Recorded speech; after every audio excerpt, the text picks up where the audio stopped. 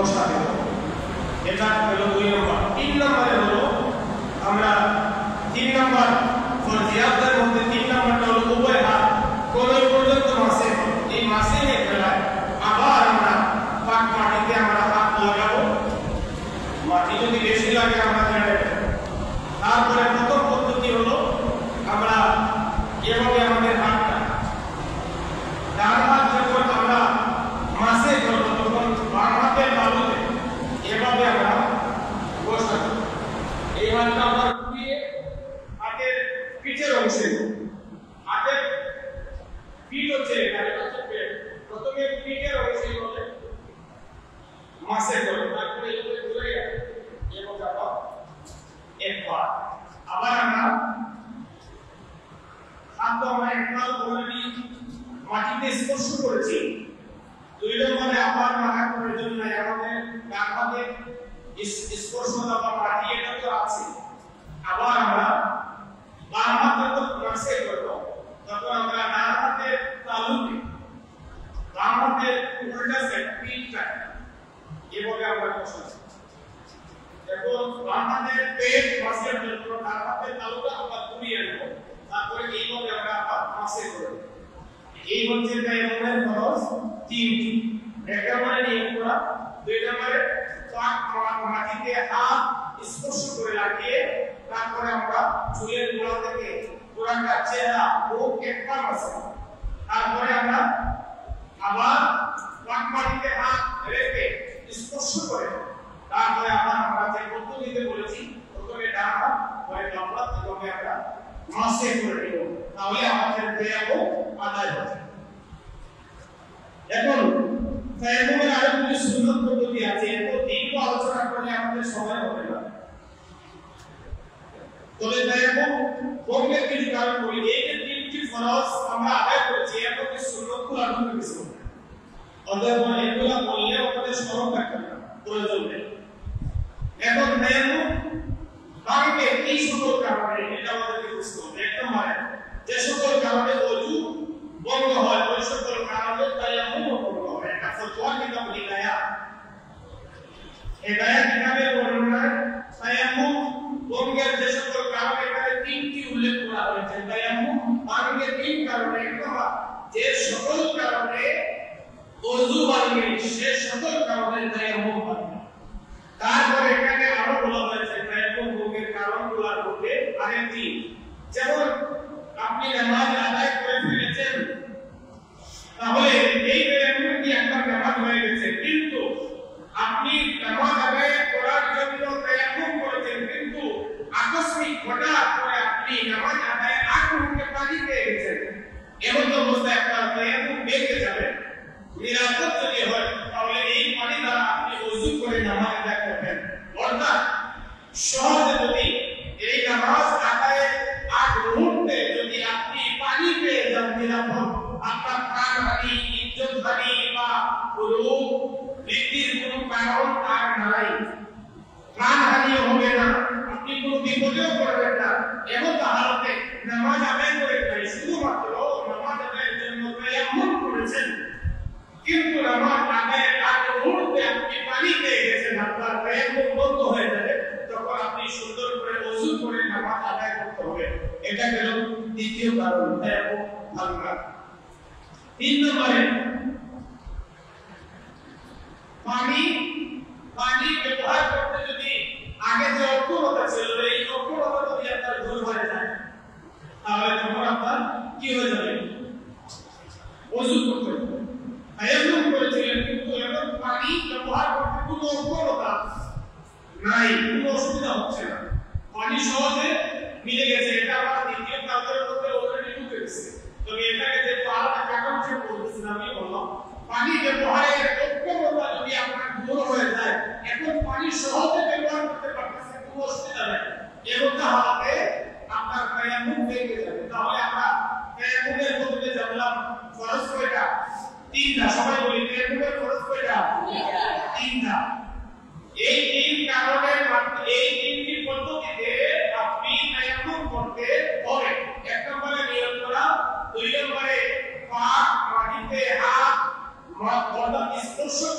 সমস্ত মুখ মাসে ধরা।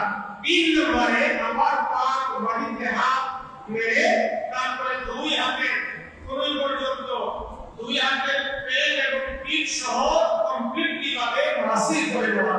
এই হলো 3 চিজ। এক নম্বর নিয়ত করা, 2 নম্বরে মুখমণ্ডল, 3 নম্বরে 2 হাতের কোণ পাক মাটিতে স্পর্শ করে মাসে করা। এটি হচ্ছে আমাদের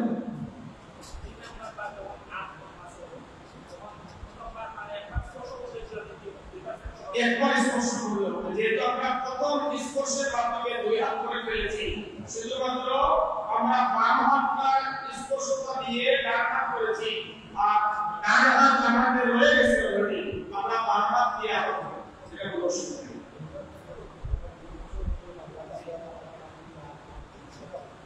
ঠিক আছে, প্রথমে একবার দিয়া মুখ, 2 নম্বর বার দিয়া 2 হাত, 2 নম্বর। আচ্ছা, এটা আমাদের এখন আমরা আসি নামাজের ব্যাপারে আলোচনায়। নামাজের ব্যাপারে আলোচনায় আমরা আসি। নামাজের ব্যাপারে আমরা যখন আলোচনায় আসবো, তখন আমরা শুরু করব যে ওযু তো আমরা গতকালকে আলোচনা করে ফেলেছি অলরেডি, তাহলে এখন আমরা কি করব? নামাজটা শুরু করব। নামাজের প্রথমে যেটা শুরু করতে হবে, আমরা জানি নামাজের ফরজ যেগুলোকে আহকাম এবং আরকান বলে, হুকুম এবং রুকন। হুকুম এবং রুকন, এটা হুকুমের জমা আছে, বহুবচন হচ্ছে আহকাম।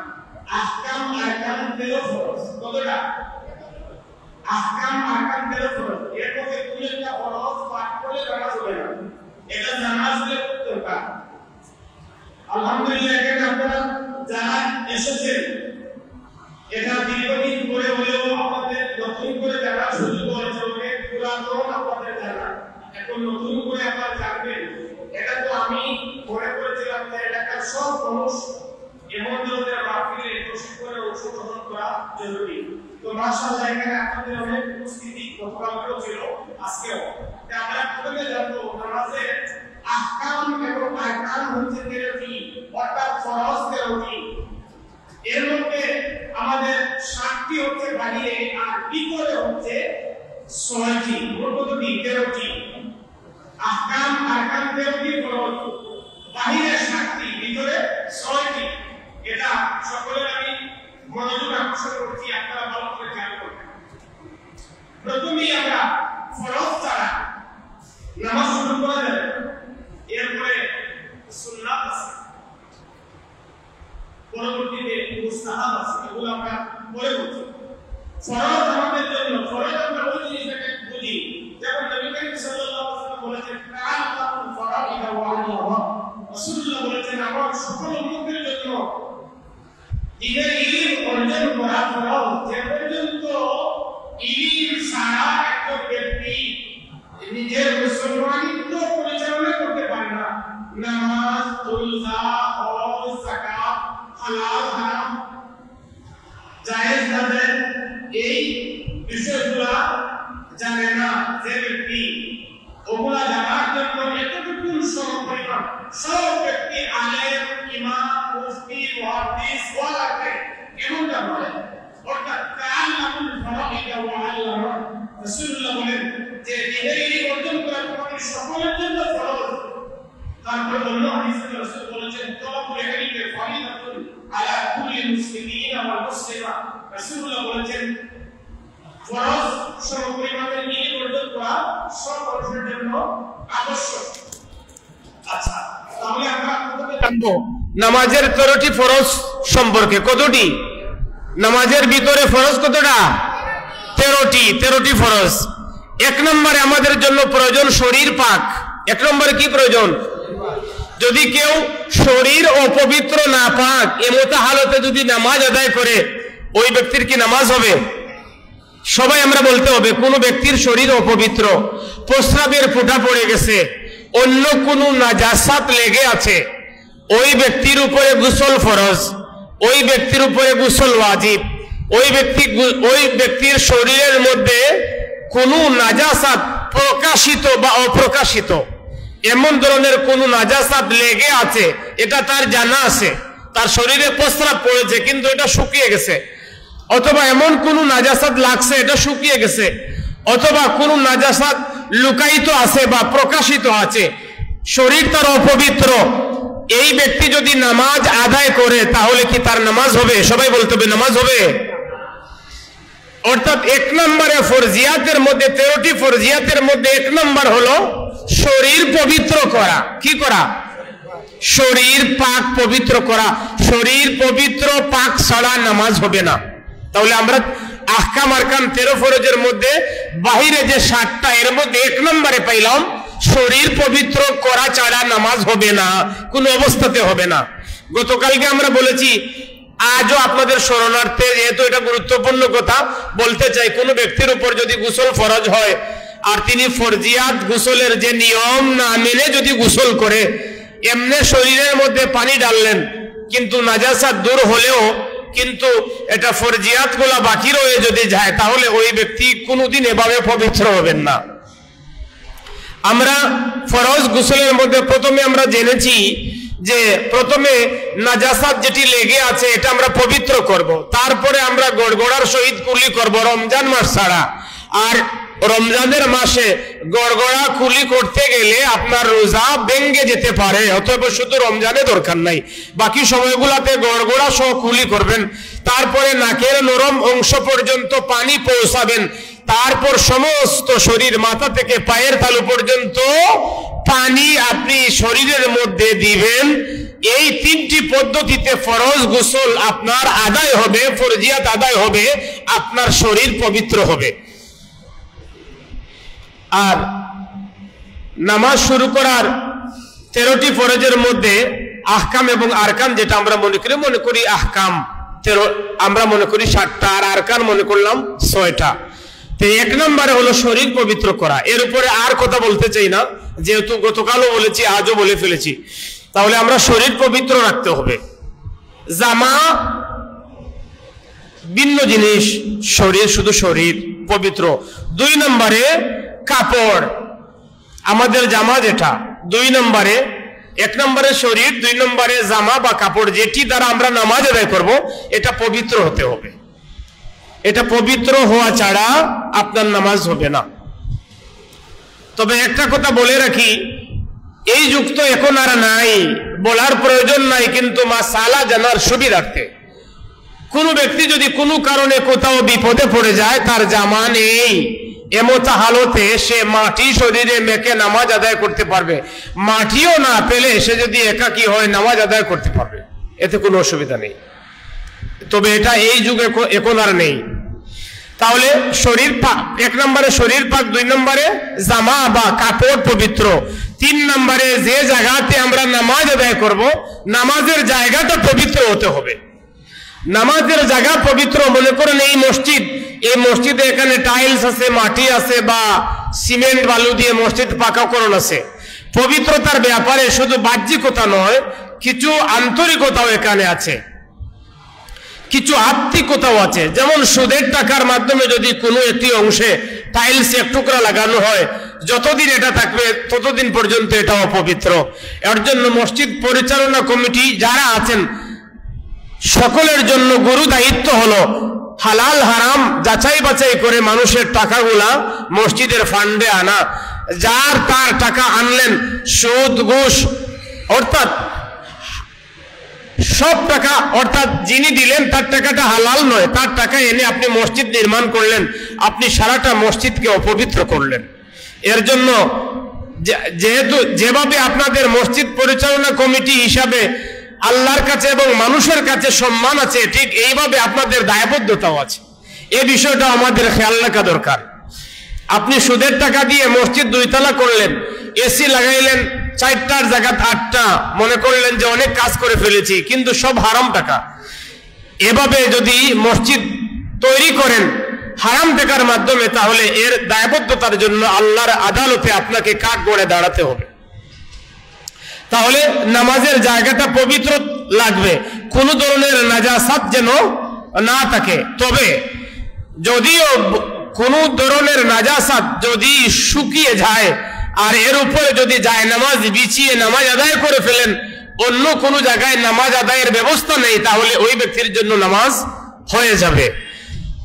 ডাইরেক্ট এই অপবিত্র শুকনা জায়গাতে নয়, এর উপরে কোনো কাপড় বা জায়নামাজ বিছিয়ে, কোনো চাটাই বিছিয়ে, কোনো মুসল্লা বিছিয়ে যদি নামাজ আদায় করে ফেলেন, তাহলে আপনার নামাজ আদায় হয়ে যাবে। 4 নম্বর হচ্ছে আমাদের সতর ডাকা। সতরের পরিমাণ হলো পুরুষের জন্য নাভির নিচ থেকে হাঁটুর নিচ পর্যন্ত কমপক্ষে এতটুকু সমপরিমাণ। শরীর মনে করেন কাপড় নাই, কিন্তু শরীরে কাপড় তো অবশ্যই লাগবে, কিন্তু হয়তো এই যুগ তো এখন আর নাই, তবে এটা যেহেতু এভাবে বর্ণনা ফরজ, নাভির নিচ থেকে হাঁটুর নিচ পর্যন্ত এই জায়গাটা ঢাকা ফরজ। এই ফরজ আদায়ের মাধ্যমে নামাজ আদায় করলে হবে। তবে আরো উত্তমতার পদ্ধতি হচ্ছে আপনি সুন্নতি পোশাক পরে নামাজ আদায় করবেন। আপনার জামাটা যেন আপনার 2 হাতের কনুইয়ের নিচ পর্যন্ত থাকে, তবে এটা যদি ঢাকা না থাকে তাহলে নামাজ হবে না এমনটা নয়, আপনাদেরও নামাজ হবে। তবে সুন্নাহ পদ্ধতি হলো কমপক্ষে কনুই পর্যন্ত ঢেকে রাখা। এই পদ্ধতি ফরজ নয়, তবে কমপক্ষে আপনি সুন্নাহ পদ্ধতির বিবেচনায় এইভাবে নামাজ আদায় করতে পারেন।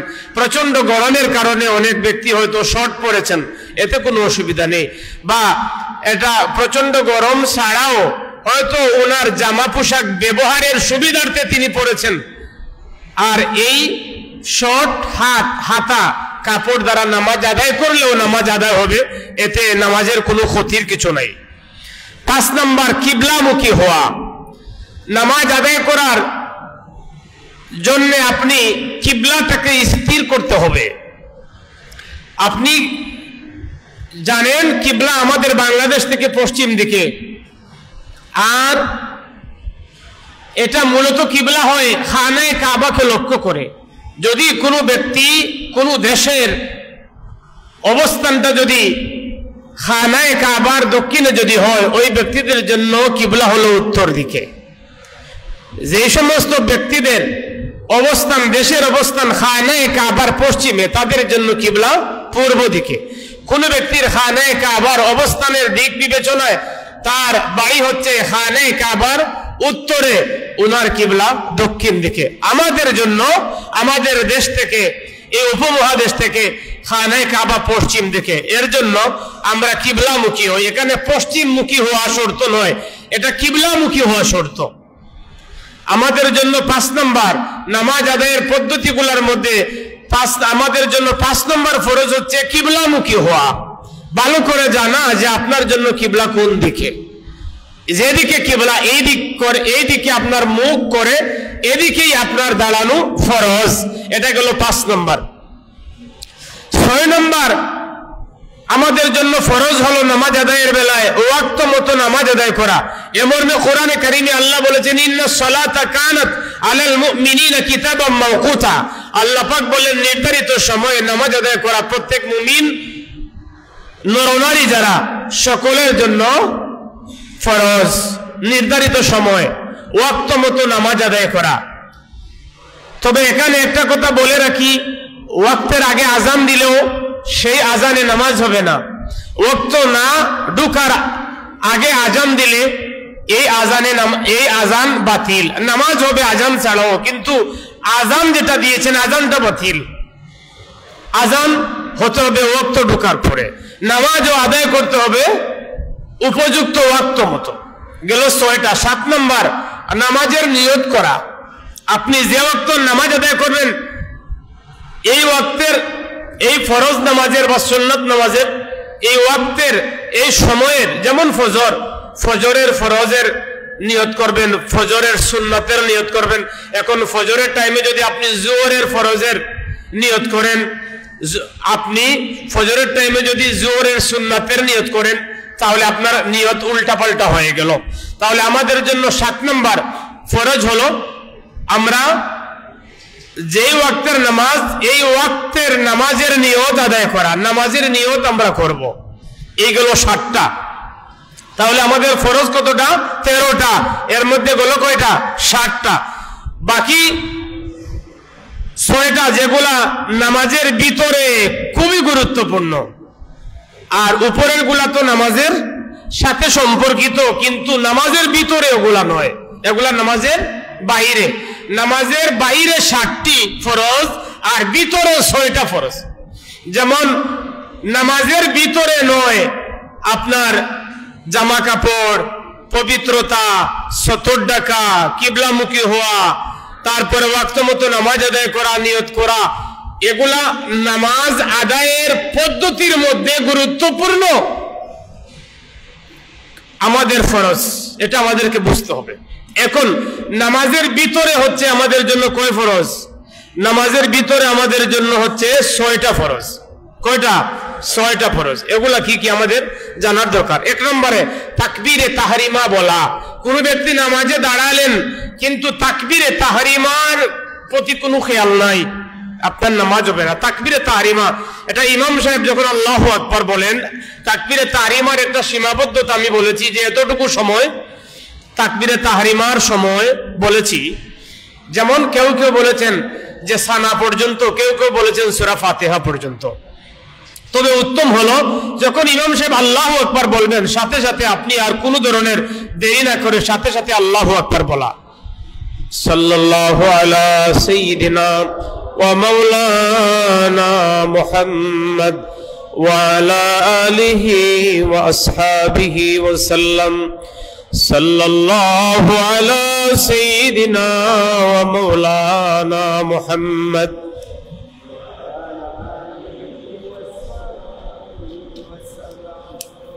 সাল্লাল্লাহু আলা সাইয়্যিদিনা ওয়া মাওলানা মুহাম্মদ ওয়া আলা আলিহি ওয়া আসহাবিহি ওয়া সাল্লাম।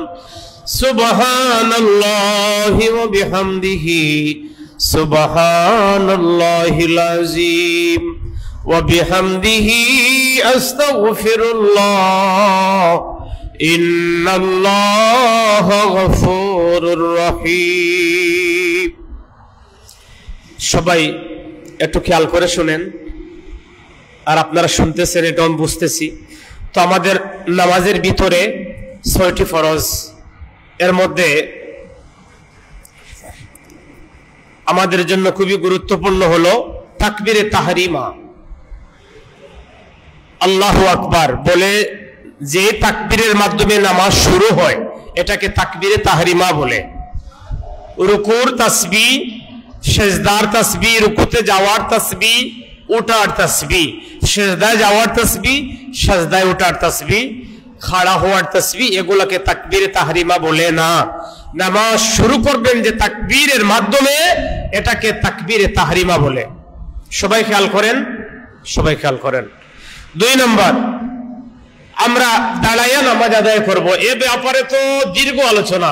এখন অনেক মসজিদে চেয়ার ঢুকে গেছে, আমাদের মসজিদেও কম বেশ আছে, চেয়ার ঢুকে গেছে, চেয়ার আছে। সবাই খেয়াল করেন। 1 নম্বর তাকবীরে তাহরিমা বলা। তাকবীরে তাহরিমা ওই তাকবীরকে বলে যে তাকবীরের মাধ্যমে নামাজ কি হয়? শুরু হয়। যে তাকবীরের মাধ্যমে নামাজ কি হয়? শুরু হয়, এটাকে তাকবীরে তাহরিমা। 2 নম্বরে দাঁড়াইয়া নামাজ আদায় করা। কি করা? দাঁড়াইয়া। অর্থাৎ তাহলে বোঝা যায় দাঁড়ানো ফরজ। দাঁড়ানো কি? আমাদের অনেক মসজিদ গুলাতে, আমাদেরও মসজিদেও আছে, চেয়ার ঢুকে গেছে। এখানে সারা পথ বাড়ি থেকে তিনি হেঁটে হেঁটে আসলেন, বাজার করতে পারেন, টাউনে বন্দরে যাইতে পারেন, কিন্তু নামাজে যখন আসেন তখন চেয়ার ছাড়া নামাজ হয় না। কিছু ব্যক্তি চেয়ার ছাড়া নামাজ পড়তে পারেন না। এ ব্যাপারে আমরা জুমাতে 2-3 জুমা আলোচনা করে বোঝাবার চেষ্টা করব। এই বিষয়ে আলোচনা করলে আমাদের মূল আলোচনা নষ্ট হয়ে যাবে। তাহলে আমরা পাইলাম তাকবীরে তাহরিমার পরে 2 নম্বর ফরজ হচ্ছে নামাজের ভিতরে দাঁড়াইয়া নামাজ আদায় করা, যেটাকে কিয়াম বলে। কি বলে? নামাজে কিয়াম করা, অর্থাৎ দাঁড়ানো ফরজ। যখন দাঁড়ানোর সময় তখন দাঁড়ানো, এটা সুস্থ মানুষের জন্য। এখন এভাবে বলতে হবে মাসালা, যেহেতু অসুস্থ ব্যক্তিগুলা চেয়ারে বসে পড়েন।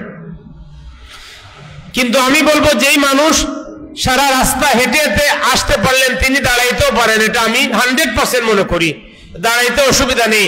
তবে রুকু এবং সেজদার বেলায় যদি ওনার শারীরিক কোনো অসুবিধা হয় তাহলে এমতা রুকুর টাইমে সেজদার টাইমে তিনি বসবেন আর বাকি সময়টা দাঁড়াইবেন। বৈঠক করার সময় তিনি বসবেন। রুকুর টাইমে যদি দাঁড়ানো হালতে নইলে ঝুঁকলে ওনার অসুবিধা হয় তাহলে তিনি চেয়ারে বসবেন। সেজদা মাটিতে দিতে পারবেন না এমতা অবস্থা যদি হয় তাহলে ওই সময় তিনি চেয়ারে বসবেন। বৈঠকের সময়ে যেহেতু দাঁড়াইলে আর বৈঠক হবে না তিনি চেয়ারে বসবেন আর বাকি সময়টা তিনি দাঁড়াইবেন। অন্যান্য মুসল্লি যেভাবে জানান এইভাবে দাঁড়াইবেন। কিন্তু অনেক ব্যক্তি মাসালা জানেন না, যার কারণে শুরু থেকে শেষ পর্যন্ত কিয়ামও তিনি বসে করেন, রুকু সেজদাও বসে করেন, অথচ কিয়াম করা নামাজে ফরজ। দুঃখের বিষয় হলো কোন আলেম ওলামাকে কেউ আর জিজ্ঞাসা করেন না যে আমার এভাবে আমি যদি নামাজের শুরু থেকে শেষ পর্যন্ত বসে নামাজ আদায় করি আমার এটা হবে কি না, এটাও অনেকে জিজ্ঞাসা করেন না। তো যাই হোক, নামাজে দাঁড়ানো ফরজ অপারগ হলে, আর না হয় তিনি শুয়েও পড়তে পারেন, বসেও পড়তে পারেন, অসুবিধা নেই। 3 নম্বরে কিরাত পড়া। 3 নম্বরে কি করা? কিরাত পড়া। এখানে ইমাম সাহেব, আমরা যখন ইবতাদাইতু বিহাযাল ইমাম, যখন জামাতের সহিত নামাজ আদায় করি, এ ব্যাপারে অনেক ইখতিলাফি আলোচনা, ওগুলা নিয়ে আমরা বিভ্রান্ত চড়াতে চাই না। ফুকাহায়ে কেরামগণ ইমামের কেরাতকে মুসল্লির কিরাত বলেছেন শুধু জামাতের টাইমে। যেমন ইমাম সাহেব সূরা ফাতিহা পড়ে ইয়াসিন, সূরা রহমান, সূরা মুলক, আলিফ লাম মিম থেকে বা যে কোনো সূরা কেরাত তিনি তেলাওয়াত করলেন মুসল্লিদের জন্য। ইমামের তিলাওয়াত, ইমামের কেরাত মুসল্লিদেরও কেরাত। তবে কোন ব্যক্তি যদি যখন একাকী নামাজ আদায় করবেন তখন তার জন্য উচিত হলো তিনি অবশ্যই সূরা ফাতিহার সাথে অন্য সূরা মিলিয়ে নামাজ আদায় করতে হবে। তবে এখানে আমার কিছু কথা না বললে হচ্ছে না, যে এখানে একটা কথা হলো নামাজ যখন আমরা আদায় করি তখন ফরজ নামাজে অনেক ব্যক্তি যেমন 4 রাকাতের ফরজ বা 3 রাকাতের ফরজ, মাগরিবের নামাজ 3 রাকাত, এশার নামাজ 4 রাকাত ফরজ, ফজরের নামাজ 2 রাকাত। এখন 2 রাকাত যেই নামাজগুলা ফরজ, যেমন শুধুমাত্র ফজর 2 রাকাত আর বাকিটা 4 রাকাত 3 রাকাত। এই ফরজ নামাজের বেলায় তিনি সূরা ফাতিহার সাথে যে কোনো সূরা 2 রাকাতেই মিলাবেন, প্রথম রাকাতেও দ্বিতীয় রাকাতেও। এখন এটা আমরা বাদ দিলাম। আর সুন্নাত সকল নামাজে সূরা ফাতিহার সাথে অবশ্যই সকল রাকাতে সূরা মিলাতে হবে, শুধুমাত্র ফরজের বেলায়। এখন আমরা আসি ফরজ জোহরের 4 রাকাত নামাজ আদায়ের পদ্ধতি। ফরজ অর্থাৎ সুন্নত 4 রাকাতে সূরা কেরাত মিলাবেন, সুন্নত 2 রাকাতেও সূরা কেরাত মিলাবেন। এখন আমরা আসি জোহরের 4 রাকাত ফরজ তিনি আদায় করবেন, সূরা কেরাতের পদ্ধতিটা কেমন হবে? প্রথম 2 রাকাতে সূরা ফাতিহার সাথে কেরাত মিলাবেন, আর বাকি বৈঠকের পরে যে 2 রাকাত পড়বেন ওই 2 রাকাতে শুধু সূরা ফাতিহা তিলাওয়াত করবেন, আর অন্য কোনো কেরাত মিলাতে হবে না। এটা হচ্ছে মাসালা। এখন আসরের নামাজে একই হুকুম। মাগরিবের নামাজে ফরজ 3 রাকাতের প্রথম 2 রাকাতে সূরা ফাতিহার সাথে কেরাত মিলাবেন, তৃতীয় রাকাতে শুধু সূরা ফাতিহা তিলাওয়াত করবেন। এটি হচ্ছে পদ্ধতি। এশার নামাজে আসি আমরা। এশার নামাজে জোহর এবং আসরের যেই পদ্ধতি, প্রথম ফরজ 2 রাকাতে সূরা ফাতিহার সাথে কেরাত মিলাবেন, বাকি 2 রাকাতে শেষের 2 রাকাতে শুধু সূরা ফাতিহা তিলাওয়াত করবেন, আর কেরাত মিলানোর প্রয়োজন নেই। এটি হচ্ছে ফরজের বেলায় কিরাতের পদ্ধতি। আচ্ছা, তাহলে আমরা পাইলাম কি 3 নম্বরে কিরাত পড়া। 3 নম্বরে কি পড়া? কিরাত পড়া। 4 নম্বরে রুকু করা ফরজ।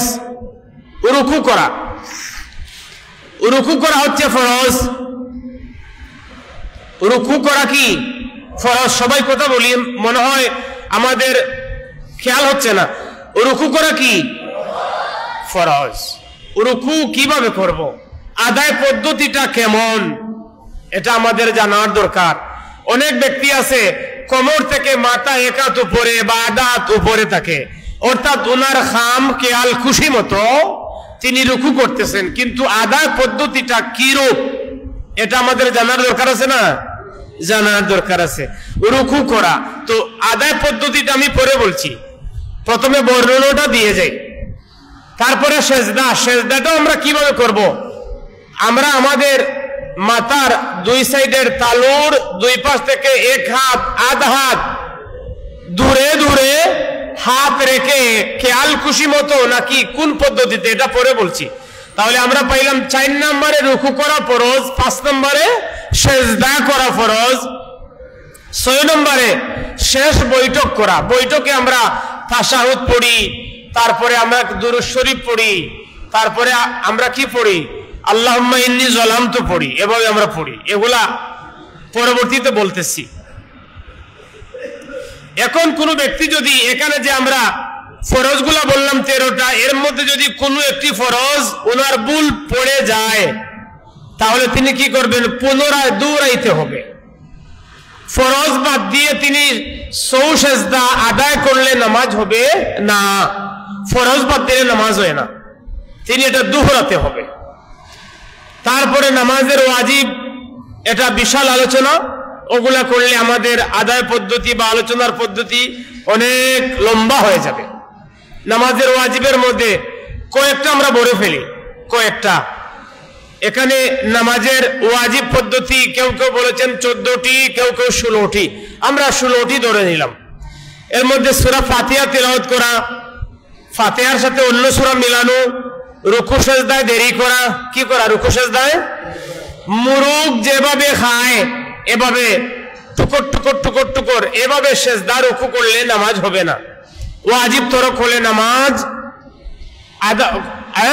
কবুল হওয়া কঠিন হয়ে যায়। আপনি রুকু সেজদায় দেরি করবেন। কি করবেন? দেরি করবেন। তারপরে রুকু হতে সোজা হয়ে দাঁড়াবেন। রুকু থেকে উঠে আবার কোমরটাকে একদম সোজা করার আগেই সেজদায় চলে গেলেন, ওয়াজিব তরক হলো। তাহলে আমরা পাইলাম কি? 1 নম্বরে পাইলাম সূরা ফাতিহা তিলাওয়াত করা ওয়াজিব গুলার মধ্যে, তারপরে সূরা ফাতিহার সাথে অন্য সূরা মিলানো, তারপরে পাইলাম 3 নম্বরে রুকু সেজদায় কি করা? দেরি করা। আমার দিকে খেয়াল করেন, রুকু সেজদায় কি করা? দেরি করা। 4 নম্বরে পাইলাম রুকু হইতে সোজা হওয়া। কি হওয়া?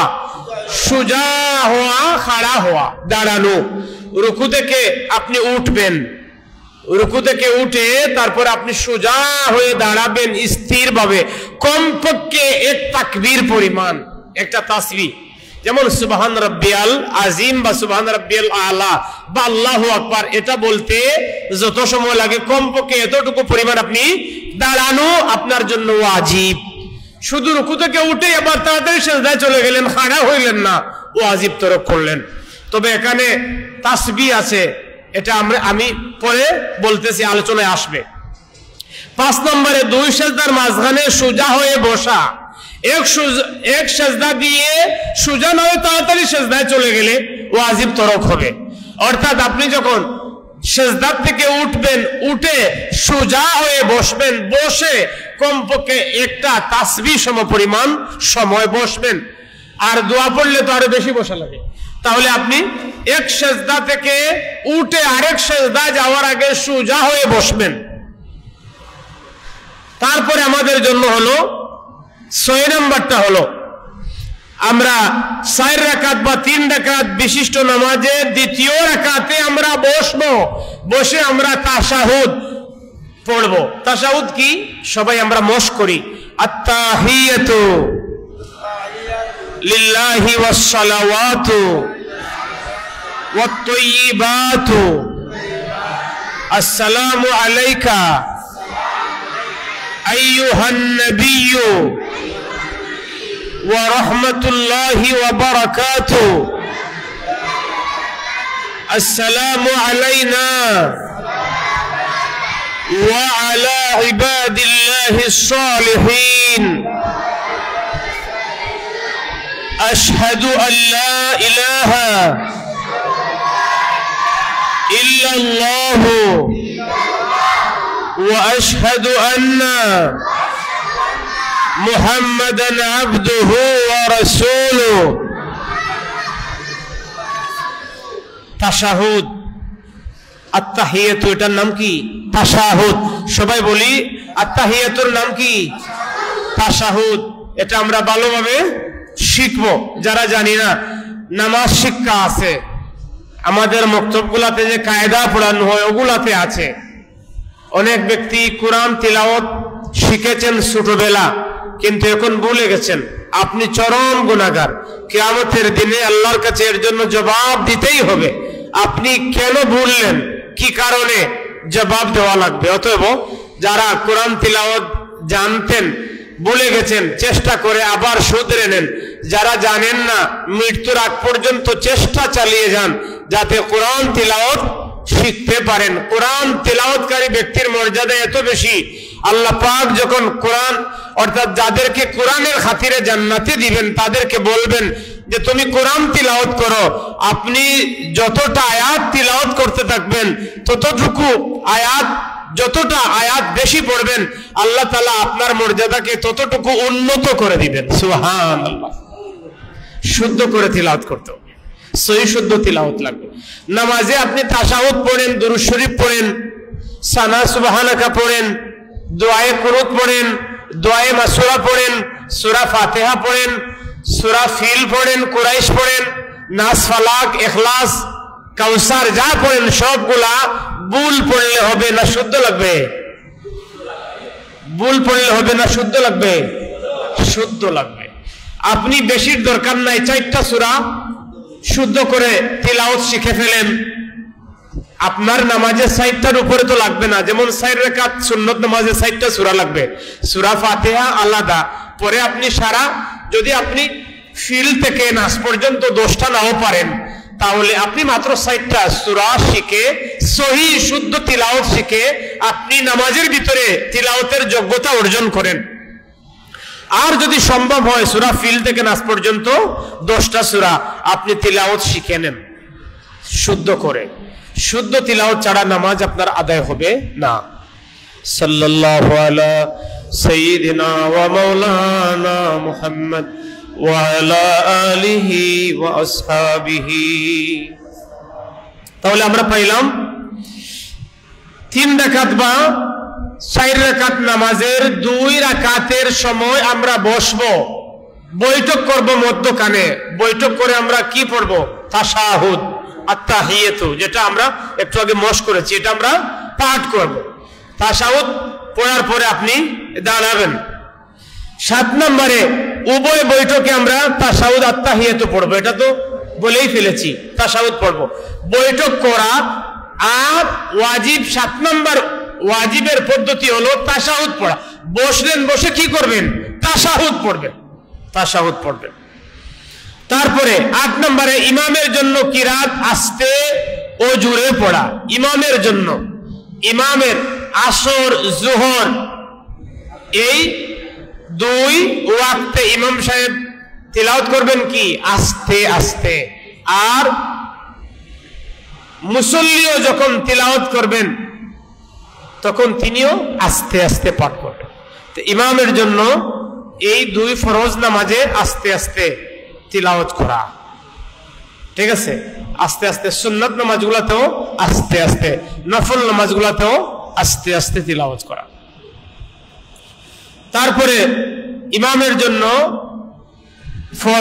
ফজর, মাগরিব এবং এশার নামাজে জোরে তিলাওয়াত করা। কি করা? জোরে তিলাওয়াত করা, যাতে মুসল্লি ইমামের কিরাতের আওয়াজ শুনতে পারেন, স্পষ্ট শুনতে পারেন। অনেক জায়গাতে জামাত হয়, কিন্তু ইমামের তিলাওয়াতের সুর মুসল্লিদের কানে পৌঁছায় না। অনেক বড় মসজিদ বা বড় জামাত, কিন্তু তিলাওয়াতের আওয়াজটা ইমামের কানে পৌঁছিতেছে না, অর্থাৎ মুসল্লির কানে পৌঁছিতেছে না। এটা উচিত নয়। ইমামের কিরাতের আওয়াজ মুসল্লির কানে পৌঁছার দরকার, তে কিরাত পড়া। তারপরে আমরা পাইলাম 9 নম্বরে বিতির নামাজ, যেটি এর মধ্যে আমরা দুআয়ে কুনুত পাঠ করা। আল্লাহুম্মা ইন্না নাস্তাঈনুকা, এটা আমরা কি করব? পড়বো। আমরা যখন নামাজের তাসবিহ, তারপরে তাশাহুদ, দুরূদ শরীফ, দোয়ায়ে মাসুরা, দোয়ায়ে কুনুত একসাথে যখন মশক করব তখন এটা পড়ব। তারপরে 2 ঈদের নামাজে 6 তাকবীর বলা। কত তাকবীর? 6 তাকবীর। অর্থাৎ প্রথম রাকাতে আল্লাহু আকবার তাকবীরে তাহরিমা বা তাকবীরে উলা ছাড়া 3 তাকবীর, 3 তাকবীর। 2 রাকাতে 6 তাকবীর অতিরিক্ত বলা।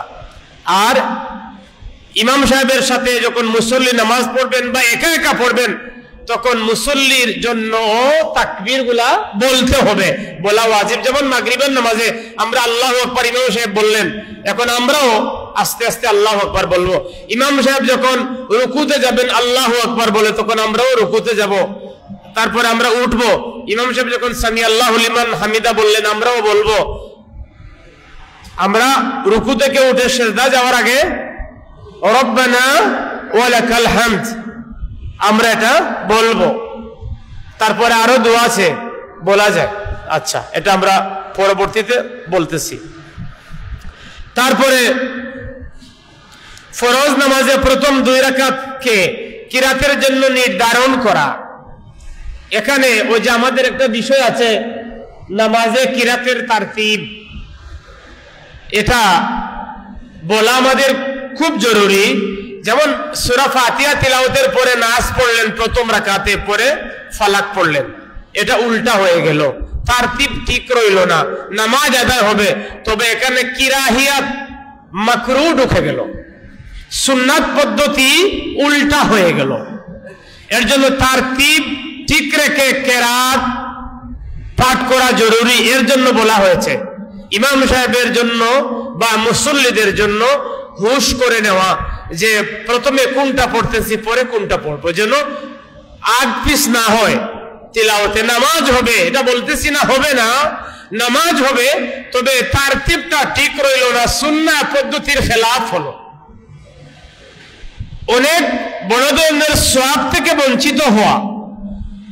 এর জন্য কেরাত নামাজে কোনগুলো আমরা আদায় করব এগুলা ঠিক করে নেওয়া, নামাজের কেরাতের তারতিব ঠিক করে নেওয়া। তারপরে আমাদের জন্য 12 নম্বর যেটা নামাজের ওয়াজিবের মধ্যে প্রতি রাকাতের ফরজগুলি তারতিব ঠিক রাখা। কি রাখা? তারতিব ঠিক রাখা। ভাই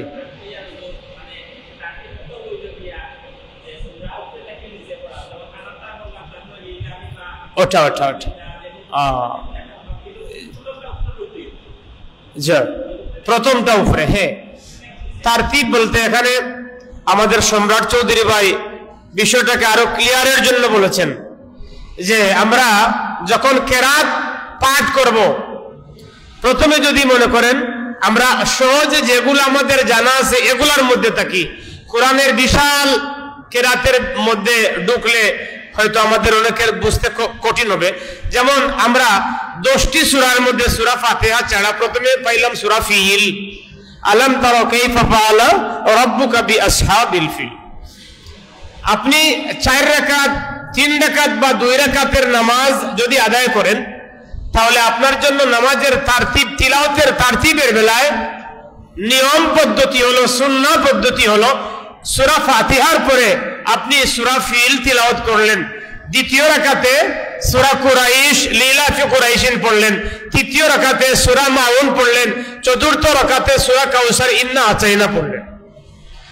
অর্থাৎ এমনটা যেন না হয় 4 রাকাতের নামাজে প্রথম আমরা পড়লাম সূরা ইন্না আতাইনা কাল কাউসার, সূরা কাউসার পড়লাম প্রথম রাকাতে, তারপরে পড়লাম সূরা মাউন আরাইতাল্লাযী, তারপরে সূরা কুরাইশ, তারপরে সূরা ফিল। এটা কিরাত পাঠ করার পদ্ধতি বা তারতিব পদ্ধতি বা সুন্নাহ পদ্ধতির খেলাফ হয়। আমরা যেন উপর থেকে নিচ দিকে আসি, সব সময় উপর থেকে নিচ দিকে যেন আসি। নিচ বলতে আমরা মনে করলাম সূরা ফিল উপরে আর সূরা নাস নিচে, সূরা ফিল উপরে, সূরা কুরাইশ নিচে, সূরা কুরাইশ উপরে, সূরা মাউন আরাইতাল্লাযী নিচে, আরাইতাল্লাযী উপরে, সূরা কুরাইশ ইন্না আতাইনা নিচে। এভাবে যেন আমরা নামাজের কিরাত পাঠের তারতিব পদ্ধতি অর্থাৎ আমরা যেন ঠিক রাখি, আমরা যেন কেরাতগুলা উপর থেকে নিচ দিকে আসি, এটাই হলো সহজ এবং সরল কথা। যেমন আমরা প্রথম শুরু করে দিলাম, মনে করেন প্রথমে আমরা শুরু করে দিলাম সূরা নাস, দ্বিতীয় রাকাতে পড়লাম সূরা ফালাক, এটা সুন্নাহ পদ্ধতির খেলাফ হয়। আমরা এমন ধরনের যেন ভুল না করি।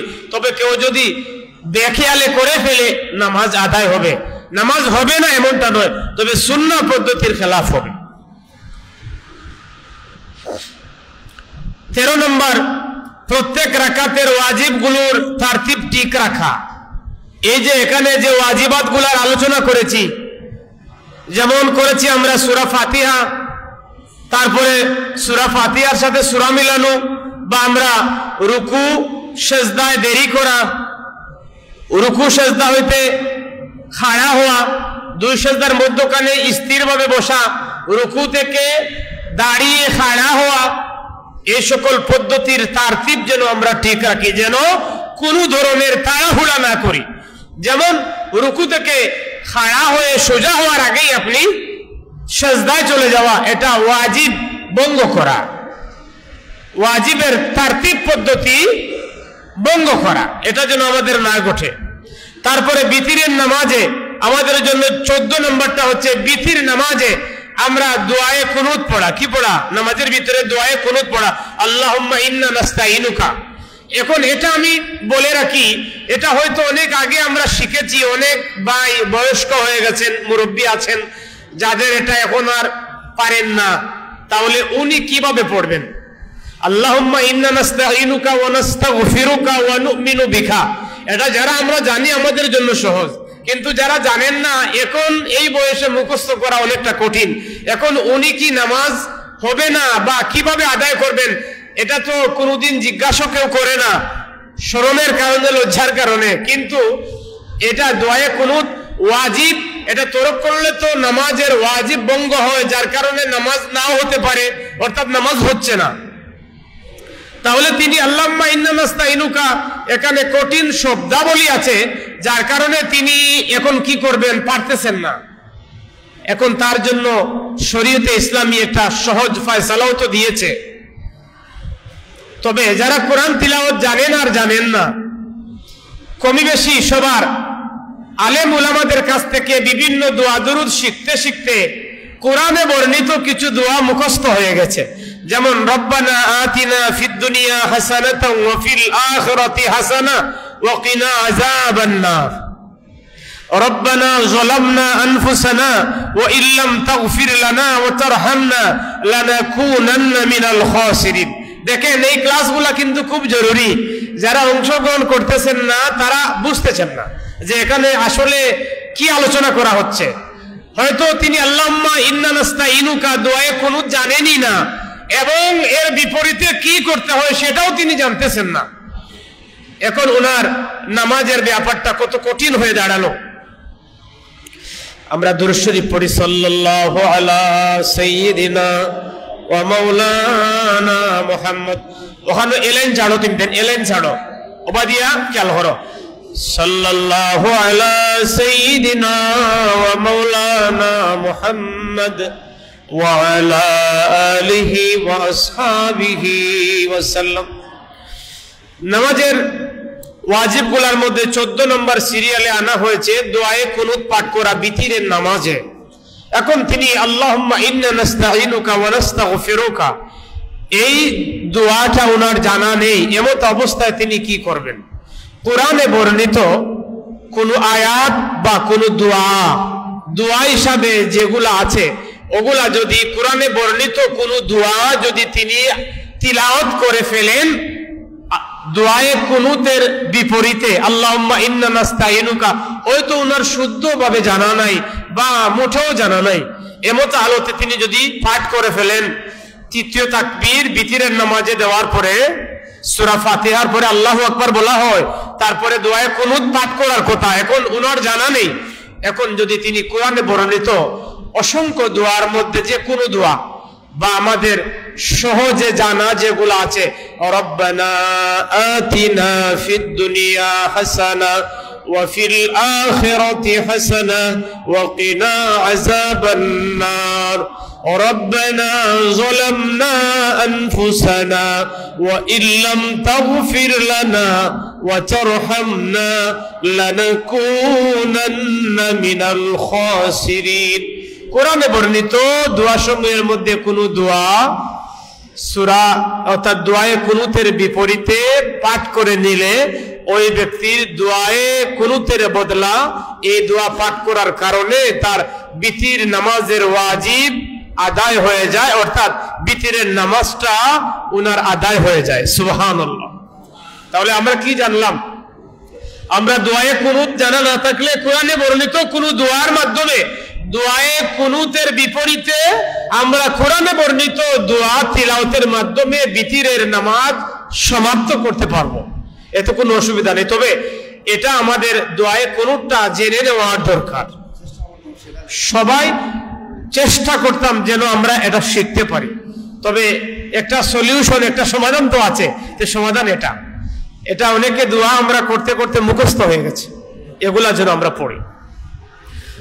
তারপরে 15 নম্বর ওয়াজিবাত গুলার মধ্যে হচ্ছে ইমামকে অনুসরণ করা। হয়তো ইমাম সাহেব কোনো ভুল করেছেন, মুসল্লি বুঝতেছেন না, তিনি সহু সেজদা দিলেন।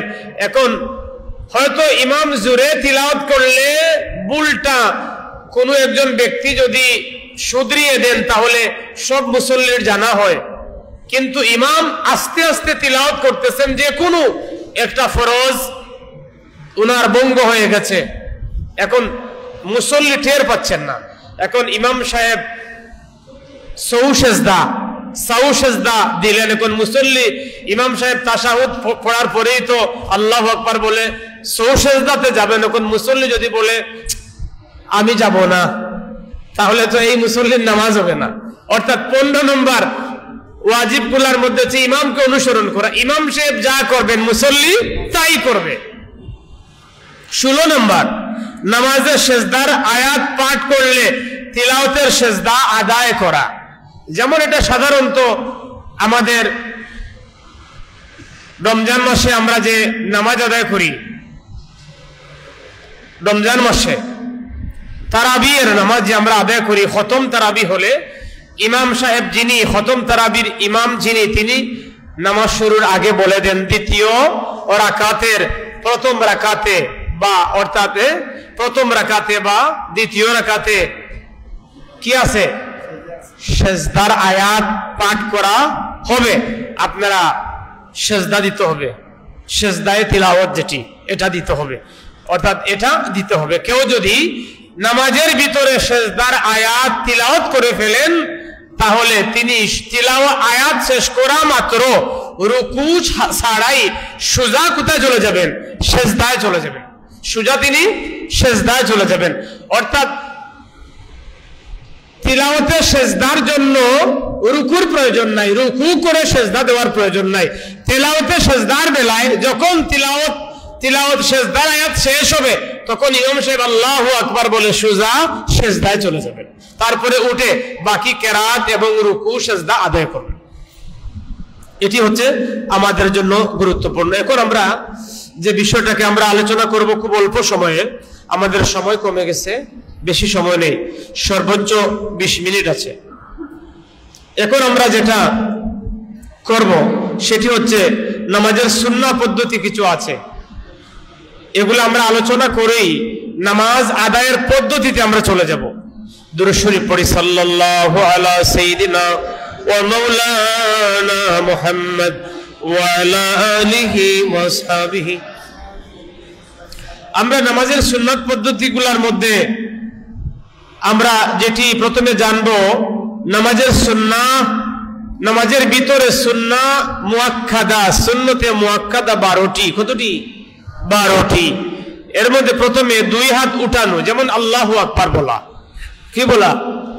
তাকবীরে উলাতে বা তাকবীরে তাহরিম আছে, এখানে আবার ইখতিলাফি আলোচনা যারা আহলে হাদিস বা সালাফিয়াত যারা গ্রহণ করেন তারা রুকুতে এবং সিজদার আগে আল্লাহু আকবার বলেন, এই বিষয়টা ভিন্ন আলোচনা। তাদের এটা ভুল হচ্ছে, এটা বলা যাবে না। আর যারা করছে না তারা ভুল করতেছে, এটা বলা যাবে না। এটা আদায়ের পদ্ধতির মধ্যে উত্তম আর অনুত্তমের একটা বিষয় মাত্র আছে। তবে এই বিষয়টা আমরা আলোচনা করে সময় নষ্ট করতে চাই না।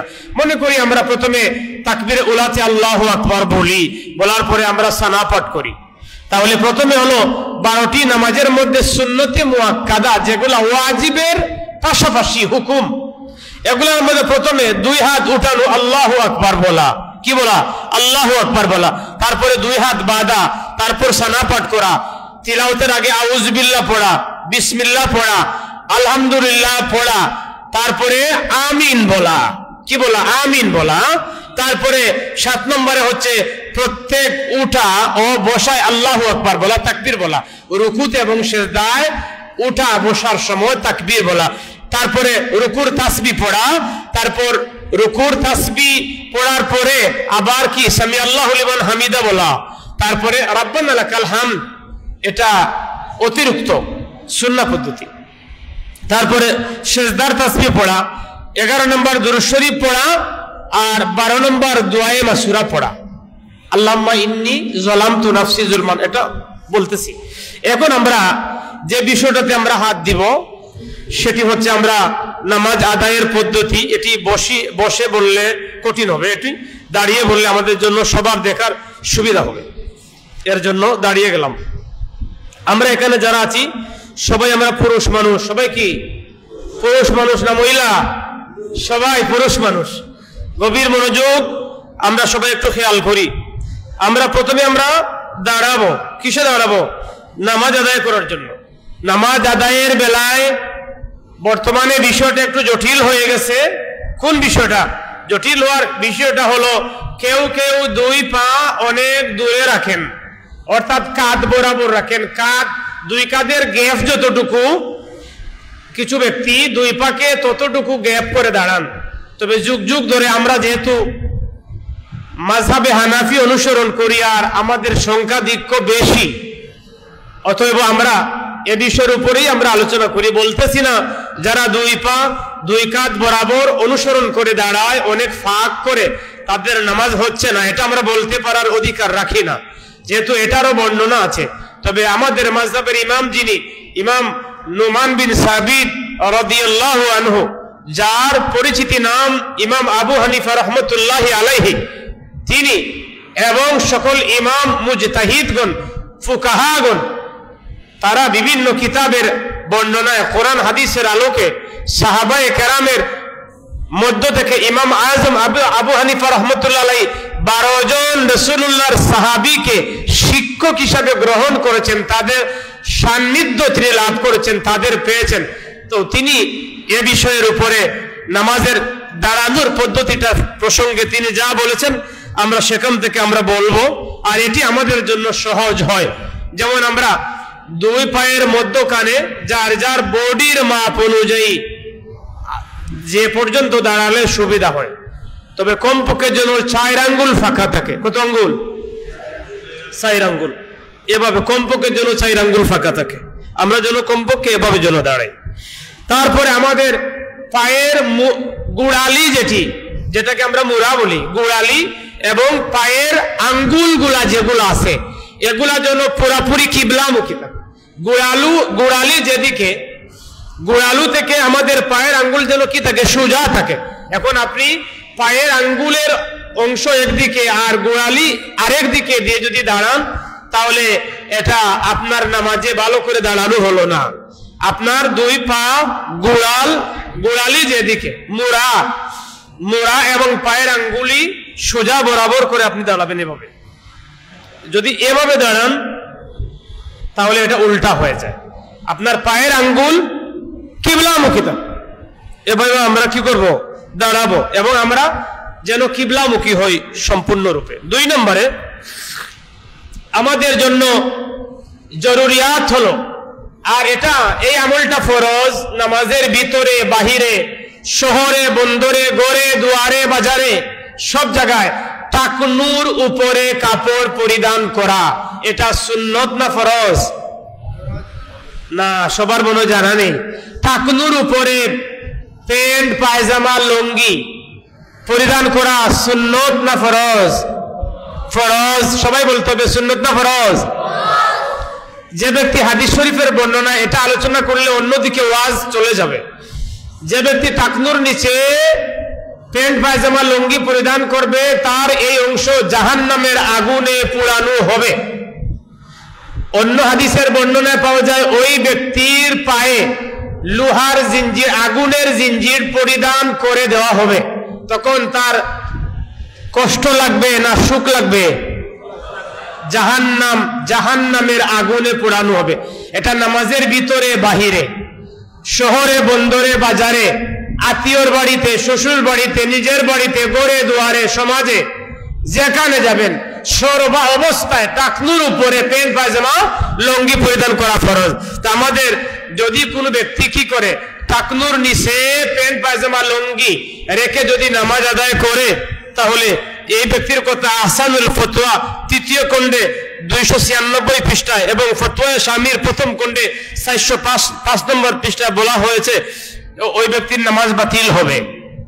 তাহলে আমরা টাকনুর উপরে কি লাগবে? আমাদের পোশাক প্যান্ট পায়জামা লুঙ্গি রাখা লাগবে।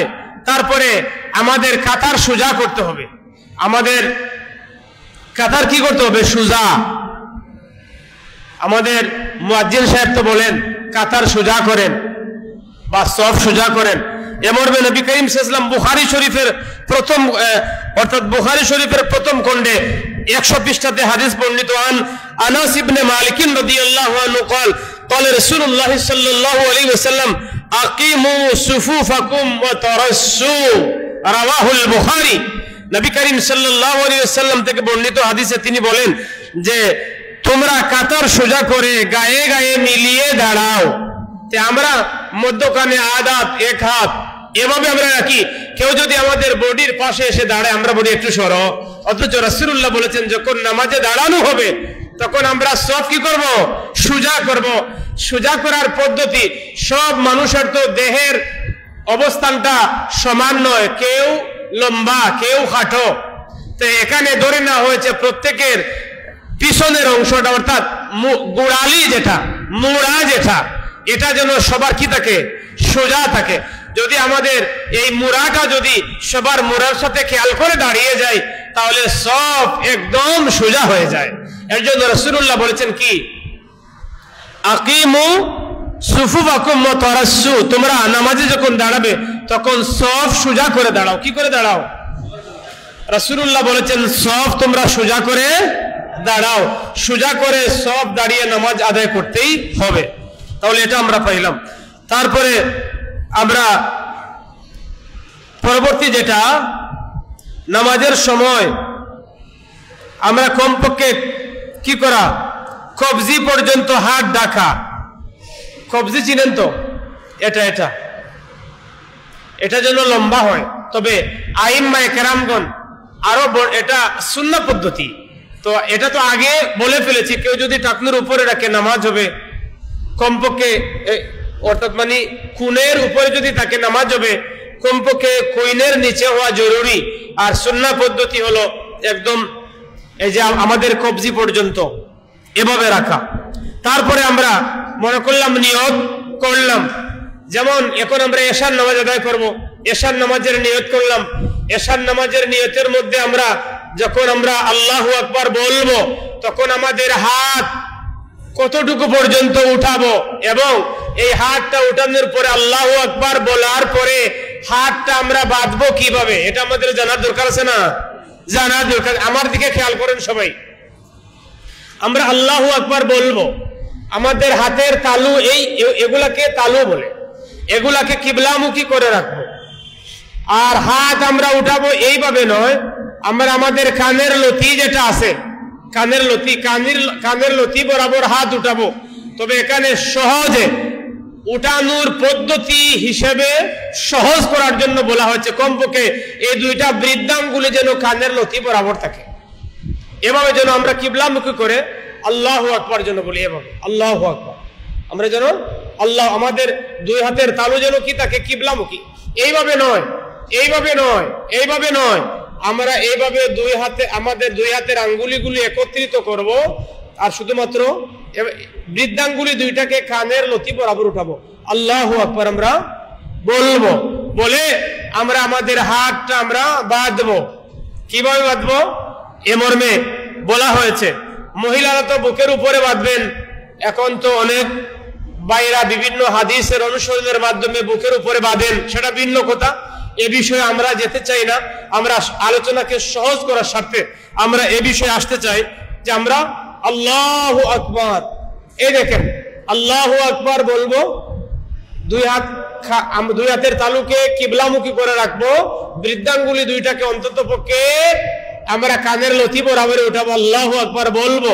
বলার পরে আমরা হাত এইভাবে না করে আল্লাহু আকবার বলা মাত্রই, আল্লাহু আকবার বলার সাথে সাথে আমরা ডান হাতকে বাম হাতের পিঠের উপরে কবজি বরাবর এনে আমরা এই তিনটা আঙ্গুলকে হাতের এই কবজির উপরের অংশকে পিঠ বলে, এই পিঠের উপরে এইভাবে আমরা বিছিয়ে রাখবো। আর কনিষ্ঠ আঙ্গুল, বৃদ্ধ আঙ্গুল, এই দুইটি দ্বারা কবজিতে আমরা একটু এভাবে হালকা করে ধরে রাখবো, এখানে জোর করে রাখার প্রয়োজন নাই। তাহলে আমরা অনেকে আল্লাহু আকবার বলে এমনে করে, তারপরে এমনে করে, এভাবে দরকার নাই। যখন আল্লাহু আকবার বলবেন, তাকবীরে উলা বলা মাত্র আল্লাহু আকবার, সোজা হাতটাকে এভাবে নিয়ে যাবেন, ডান হাতের আঙ্গুলগুলাকে বাম হাতের কবজির উপরে, এই পিঠের উপরে, বাম হাতের পিঠের উপরে এই তিনটা আঙ্গুলকে সোজা করে বিছিয়ে দিবেন। বৃদ্ধাঙ্গুলি, কনিষ্ঠ আঙ্গুলি, এই দুইটা গোড়ালি অংশ দিয়ে এভাবে আপনি কবজি দুইটাকে এভাবে ধরবেন। এখন অনেক ব্যক্তি আছেন আপনার এইভাবে ধরে, এইভাবে, এটা তো সুন্নাহ পদ্ধতি হলো না, কেউ কেউ আছে এমনি ধরে, কিন্তু হাদিসের বর্ণনায় এভাবে এসেছে। আপনি কনিষ্ঠ আঙ্গুলি ডান হাতের, বৃদ্ধাঙ্গুলি দুইটিকে এভাবে এই দুই সাইডে রেখে তিনটা আঙ্গুলকে এই বরাবর এনে আপনি আল্লাহু আকবার বলে আপনি হাত বাঁধবেন। তারপরে আমরা কি করব? সানা পাঠ করব। সানা কি পড়ব? সানা। সানা সবাই আমার সাথে মশ করেন, সুবহানাকাল্লাহুম্মা ওয়া বিহামদিকা ওয়া তাবারাকা ইসমুকা ওয়া তাআলা জাদ্দুক ওয়া লা ইলাহা গায়রুক সুবহানাকাল্লাহুম্মা ওয়া বিহামদিকা ওয়া তাবারাকা ইসমুকা ওয়া তাআলা জাদ্দুক ওয়া লা ইলাহা গায়রুক। এখন যদি আপনার তিলাওয়াত করতে হয় তাহলে আপনি আউযুবিল্লাহ বিসমিল্লাহ পড়বেন, আর যদি ইমামের পিছনে পড়েন এতটুকু বলে শেষ, আউযুবিল্লাহ বিসমিল্লাহ পড়ার প্রয়োজন নেই। তারপরে আমরা পরবর্তীতে আমি যেটা বলতে চাই সেটি হলো আমরা রুকু করব। কি করব? রুকু করব। আমরা তো সোজা হব অবশ্যই, তো সোজাকালীন সময় আমাদের দৃষ্টিটা কোথায় থাকবে? সোজা যখন হলাম, সোজা হওয়ার পরে যদি এইভাবে তাকাই, হাত ঠিক আছে বাঁধলেন, এখন এইভাবে যদি তাকান, এদিকে তাকান, নামাজ হবে নাকি হবে না? এটা খুব জরুরি, এটা আমাদের জানতে হবে। আপনি আল্লাহু আকবার বলে হাত বাঁধলেন, হাত বাঁধাও ঠিক আছে, এখন এইভাবে তাকান, নামাজ হবে? এখন আপনার দাঁড়ানো হালতে, কিয়াম হালতে অবস্থায় আপনার চোখের দৃষ্টি যে জায়গাতে আপনার সেজদা দিবেন, কমপক্ষে এই সেজদার দিকে যেন আপনার দৃষ্টি সারাক্ষণ থাকে। কোথায় থাকবে? সেজদার স্থান, যেখানে সেজদা করবেন কমপক্ষে এই সেজদার দিকে যেন কি থাকে? দৃষ্টি থাকে। অর্থাৎ এদিক সেদিক তাকালে নামাজ বাতিল, নামাজ হবে না। এখন নামাজে দাঁড়িয়ে যদি আপনি দেখেন ডানে বামে কে কি করতেছে, যদি ইমাম সাহেবের দিকে তাকান, যদি আরেক মুসল্লির দিকে তাকান, যদি আপনি মসজিদের ছাদ দেখেন, দেওয়াল দেখেন, তাহলে কি আপনার নামাজ হবে? অবশ্যই না, নামাজ হবে না। তাহলে দাঁড়ানো হালতে, দাঁড়ানো অবস্থায় সেজদার দিকে আপনার দৃষ্টি, আপনার চোখ থাকতে হবে। আর আপনি মনে করতে হবে যে আপনি দাঁড়িয়ে আছেন ফুল সিরাতের পুলের উপরে, মনে করতে হবে। আল্লাহর ভয় থাকতে হবে, ইতমিনানের সাথে আপনি দাঁড়াবেন, মনে করবেন যে আমি ফুল সিরাতের এই লম্বা দীর্ঘ একটা পুলের উপরে দাঁড়িয়ে আছি, যেটা চুলের চাইতে বারিক, কুরের চাইতে ধার, এমনই একটি জায়গাতে আমি দাঁড়িয়ে আছি। মনে করতে হবে যদি আমি এখন যদি ভুল করি, তাহলে এই কুরের চাইতে ধার, এই পুলের ধারালু থেকে আমি কাটা পড়ে যাব। মনে করতে হবে যে আপনার রব আপনাকে দেখতেছেন, আপনি আপনার রবের সামনে দাঁড়িয়ে আছেন। আপনি আপনার শ্বশুর বাড়িতে নতুন জামাই গেলে কত তাজিম আর সম্মানে দাঁড়ায়, যদি কোনো বেয়াদবি শ্বশুর বাড়ির মানুষের দৃষ্টিগোচর হয়, তাহলে তাকে আর বউ দেওয়া হবে না। এই কারণে অনেক বয়ভীতি নিয়ে খুব সম্মান, তাজিম, ইজ্জতের সাথে এই সময়টাতে চলাফেরা করতে হয়, যাতে শ্বশুর বাড়ির লোকজন জামাই বা দামান বেয়াদব এই কথাটা না বলে, কত তাজিম সম্মান দিয়ে কথা বলে, কত আস্তে আস্তে হাঁটে, কত ধীরস্থিরতা তার মধ্যে এই সাময়িক সময়ের জন্য পয়দা হয়, কত নিয়ম মেনে চলে। তো তিনি তো আমাদের মালিকুল আমলাক, সকল মালিকের মালিক, তিনি তো রব্বুল আলামিন। আমরা যখন তার সামনে দাঁড়াবো, তখন আমরা মনে করব আমরা আমাদের মালিকের সামনে দাঁড়িয়েছি। দুনিয়ার যত সম্মান আর ইজ্জতের চিন্তা আমাদের মাথায় আছে, সকল দুনিয়াবি ইজ্জতের চিন্তা, ইজ্জতের মাথায়, আমাদের মাথায় ইজ্জতের যত চিন্তা আছে, সব চিন্তাকে আরো অনেক গুণ বাড়িয়ে আমরা মনে করব রব্বুল আলামিনের সামনে দাঁড়িয়ে আছি। অতএব এখানে চুল পরিমাণ, আমরা এখানে লক্ষ্মী পরিমাণ, রায় পরিমাণ এখানে ভুল করার জায়গা নয়। রব্বুল আলামিনের সামনে আমরা দাঁড়িয়ে আছি, তিনি আমাদেরকে এই মুহূর্তে দেখতেছেন। জোরে বলি সুবহানাল্লাহ। এভাবে যদি আমরা মনে করতে পারি, দাঁড়াতে পারি, তাহলে আপনার নামাজ কবুল। তারপরে আপনি দাঁড়াইলেন খুব তীক্ষ্ণ দৃষ্টি দিয়ে, কোথায়?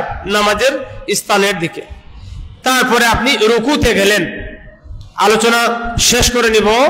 রুকুতে গেলেন, আপনি রুকুতে গেলেন, রুকুতে যাবেন আল্লাহু আকবার বলে। ভাই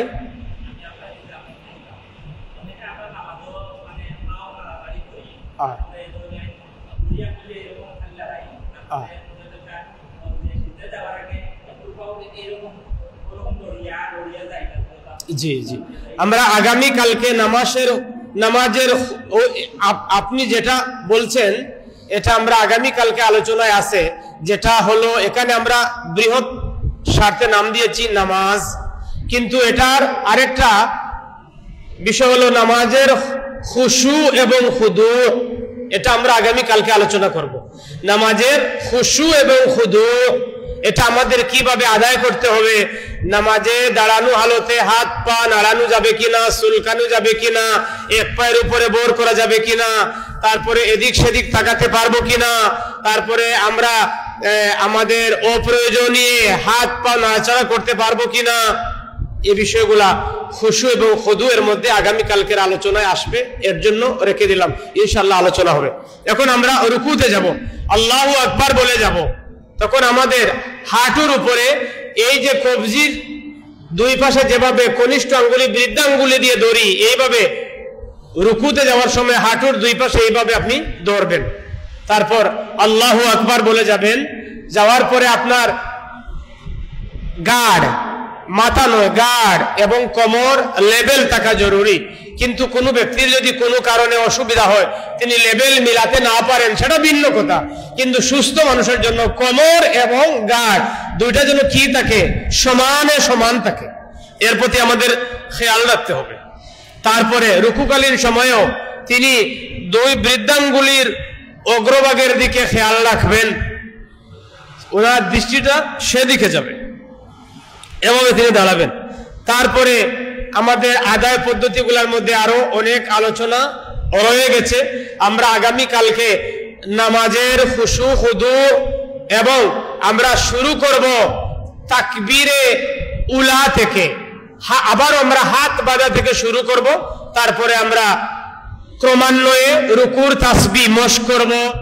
তারপরে রুকু থেকে ওঠার পরে তাসবিহ আছে রব্বানা লাকাল হামদ হামদান কাসীরান তাইয়িবান মুবারাকান ফি, এগুলা বলা যায়। তারপরে সেজদাতে যাব আল্লাহু আকবার বলে। তারপরে আমরা সেজদাতে যাওয়ার আগে আমাদের হাঁটু যাবে না হাত যাবে এ বিষয়ে আলোচনা হবে। তারপরে আমরা সেজদার মধ্যে তাসবিহ পড়ব সুবহান রাব্বিয়াল আলা 3 বার পড়ার পরে আমরা একটা সেজদা আদায় করে দ্বিতীয় সেজদায় যাওয়ার সময় স্থিরভাবে বসবো। বসার পরে সেখানে কি পড়বো, সেখানে পড়ারও তাসবিহ আছে। তবে ফরজ জামাতের নামাজে আদায় করলে অনেকের অসুবিধা হয়, এর জন্য উলামায়ে কেরামগণ যেটা ফুকাহায়ে এজামগণ মুস্তাহিদগণ বলেছেন যে জামাত যেন মধ্যম পন্থায় আদায় করা হয় যাতে কারো কোনো অসুবিধা না হয়। এর জন্য এই সমস্ত তাসবিহগুলা জামাতে ইমামের পিছনে দাঁড়িয়ে আদায় করলে, ওগুলা আদায় করলে অনেকের ব্যাঘাত হবে, এর জন্য এটা পড়া হয় না। কিন্তু একাকী নামাজে আমরা পড়বো। আমরা সেজদাতে গেলাম সুবহান রাব্বিয়াল আলা পড়লাম, পড়ার পরে 3 বার অন্তত পক্ষে পড়ে আমরা উঠলাম। উঠার পরে সেখানে আমরা বসলাম। বসার পরে আল্লাহুম্মা গফিরলি ওয়ারহামনি ওয়াআফিনি ওয়ারযুকনি, এগুলা আমরা বলতে পারি, এগুলা বলার সুযোগ আছে। তবে জামাতে ইমামের পিছনে পড়লে এগুলা বলতে আপনার অনেকের অসুবিধা হয়, দেরি হয়ে যায়, যার কারণে এটা জামাত পদ্ধতার মধ্যে এভাবে সময় নেওয়া হয় না, বেশি সময় নেওয়া হয় না। হবে একটা আল্লাহুম্মা গফিরলি হবে, আল্লাহুম্মা রযুকনি। আল্লাহুম্মা গফিরলি অর্থ আল্লাহ আমাকে মাফ করো, আল্লাহুম্মা রযুকনি আল্লাহ আমাকে রিজিক দাও। এটা আল্লাহুম্মা আফিনি এর অর্থ আল্লাহ আমাকে শিফা করো, সুস্থতা দান করো। আল্লাহুম্মা রযুকনি আল্লাহ আমাকে রিজিক দাও। আল্লাহুম্মা রহামনি আল্লাহ আমার প্রতি দয়া করো। অর্থাৎ হাদিসের বর্ণনায় পাওয়া যায় দুই সেজদার মধ্যখানের দোয়া আল্লাহ কখনো কবুল করা ছাড়া বেকার দেন না। সুবহানাল্লাহ। অর্থাৎ দুই সেজদার মধ্যখানে যখন নামাজি ব্যক্তি যা বলে আল্লাহর কাছে দোয়া করে তখন আল্লাহ তার দোয়াকে কবুল করে নেন। সুবহানাল্লাহ। সামিন আজম আল্লাহ তাআলা আমাদেরকে কবুল করুক। আগামী কালকে আমরা নামাজ আদায়ের পদ্ধতি এবং সমস্ত রুকু সেজদার তাসবিহ তাহলিল দোয়া কুনুত সানা দুরূদ শরীফ তাশাহুদ এগুলো আমরা মশকের মাধ্যমে আমরা চমৎকার, আগামী কালকের অনুষ্ঠানটা খুব চমৎকার হবে। আগামী কালকের অনুষ্ঠানে আপনাদের খুব মজা লাগবে। যেমন গতকালকের চেয়ে আজকে আপনাদের ভালো বেশি লাগছে, আমারও বলতে ভালো লাগছে। কেন? গতকালকের আলোচনা ছিল আপনাদেরকে প্রথমে ফিটিং করা বোঝানো, আর আজকে আমরা কিছু আমলিয়াতের বাস্তবিক প্র্যাকটিক্যালি কিছু আমলিয়াতের মধ্যে ঢুকে গেছি। আর আগামী কালকে আমলিয়াতের পূর্ণতার আলোচনা হবে ইনশাআল্লাহ। আল্লাহ তাআলা যেন আমাদের সকলকে কবুল করেন, সবাই বলি আমিন। ওয়া আখিরু দাওয়ানা আনিল হামদুলিল্লাহি রাব্বিল আলামিন। সাল্লাল্লাহু আলা সাইয়্যিদিনা ওয়া মাওলানা মুহাম্মদ ওয়া আলা আলিহি ওয়া আসহাবিহি। আস্তাগফিরুল্লাহ ইন্নাল্লাহা গফুরুর রহিম। আস্তাগফিরুল্লাহ ইন্নাল্লাহা গফুরুর রহিম। আস্তাগফিরুল্লাহ রাব্বি মিন কুল্লি যামবিন ওয়া আতুবু ইলাইহি ওয়া লা হাওলা ওয়া লা কুওয়াতা ইল্লা বিল্লাহিল আলিয়্যিল আযীম। আল্লাহুম্মা আমিন। আলহামদুলিল্লাহি রাব্বিল আলামিন ওয়াল আকিবাতু লিল মুত্তাকিন والصلاة والسلام على رسوله الكريم وعلى آله وأصحابه أجمعين. ربنا آتنا في الدنيا حسنة وفي الآخرة حسنة وقنا عذاب النار. رب العالمين আমরা মুজরিম গুনাহগার, আমরা জিন্দেগীর तमाम খসিরে মাফ করিয়ে দাও। আমরা জিন্দা মুর্দা মা বাবারে মাফ করিয়ে দাও। দাদা দাদি নানা নানি হর খানদানোর জামিয়ে মুর্দে গান করলে মাফ করো। আল্লাহ এই জামাতের तमाम মুসল্লিনে কেরাম মুখলিসিন শিক্ষার উদ্দেশ্যে তোমার গোলাম বান্দান হাজির প্রত্যেকের হাজিরি দেওয়ার এই প্রশিক্ষণ অংশগ্রহণ করার আল্লাহ তুমি কবুল করো ও রব্বুল আলামিন।